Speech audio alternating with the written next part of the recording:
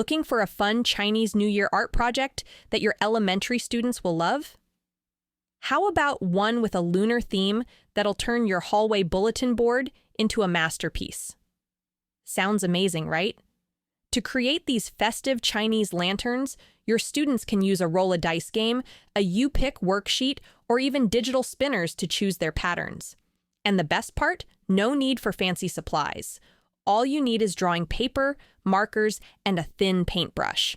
Love the idea, but short on time? No worries. I've got you covered.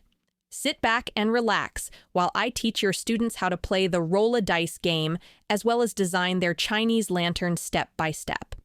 I'll share plenty of tips and tricks to make drawing, coloring, and painting a breeze.